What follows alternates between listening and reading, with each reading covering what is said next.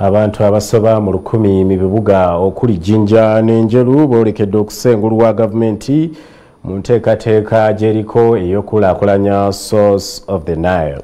Kisaliddwawo gavumenti nti abantu bonna abali kilomita 3 okwetooloola Source of the Nile bajja kuliirirwa bamuke ebifo ebyo. Ensibuko y'omugga Kiyira kiyite Source of the Nile kye kimu ku bifo eby'obulambuzi ebyenkizo mu ggwanga abantu naddala abalambuzi okuva ebweru bye beettanira.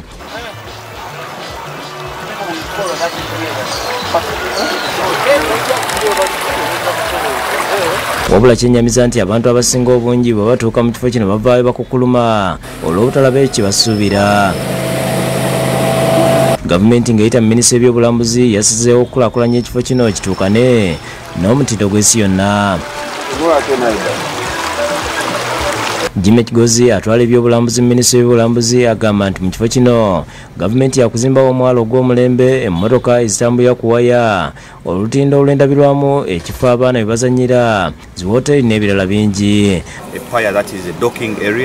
Which will have a viewing platform, it will have restaurants, it will have clean washrooms, it will have modern parking area, it will have an aquarium, it will have all that in that area. Agamba nti okuzimba omwalo guno kwa kutandika omwaka guno. Mu lukiiko lw'abakulembeze olwetabiddwamu ba RDC ab'Ejjinja ne Buyikwe ssentebe wa Uganda Tourism Board abakulembeze ba Jjinja ne Buyikwe ku Source of the Nile Hotel mu Jjinja. Dr. Oseya Wambaka ow'ebyekikugu mu minisitule y'ebyobulambuzi ategeeza nti gavumenti yakusengula abantu bonna abali mu kilomita 3 okwetooloola Source of the Nile. Abantu bano bonna abali concerned tugenda kupanga gavumenti egenda kubasasula.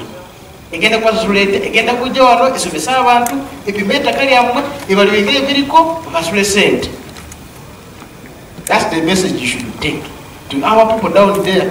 Daudi Migereko akulira Uganda Tourism Board asabye enteekateeka okwanguyizibwa kubanga erudde. The core area which is going to be developed by government under the financial allocation this current year does not have to wait for resettlement. Kijja kutuleetera ssente nnyingi. Abalambuzi gye banaakomya okuyidda wano mu Idinda gye tunaakomya okufuna essente ng'Abasukka era tulina tunaaba nga gituyamba okusobola okulankulanya ebitundu byaffe ebindi mu Busukka naddala mu Idinda oba n'ebitundu ebindi eby'Ebusukka. Ekitegeeza kijja kwongera ne mu revenue collection. Emisolo giri kujja kweyongerako. N'abantu ababaire bakolayo ku Source of the Nile bajja kweyongera okuba n'obulamu obulungi. Era wano wenjagala okusabiranga omukulembeze nti wabeewo obwenkanya mu compensation. Abantu bonna bazuuliddwa nga bagenda kubeera affected babaliirwe bulungi basasulwe ensimbi zaabwe baveewo peacefully. RCC wa Jjinja State Henry Kitambula n'omwogezi wa poliisi mu Jjinja James Mubi balabudde abateekateeka okuleeta emivuyo mu nteekateeka y'okuliyirira abantu. So abafunye contract na buli muntu sekirina omu na buli kampuni eri mu nsonga eno eya Source of the Nile development ekyo babeera awo nga bakimanyi.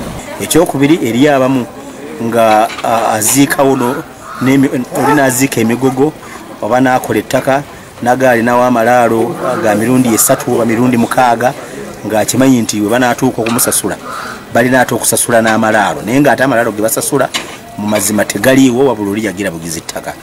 Ivan Lubega yakusekedde gule ino. Webalire ddala munaffe bwe tutambulako Aban ne Bukedde TV1 kampumulemu 10 n'ekitundu kya Gav'T ekyokusatu tovaawo.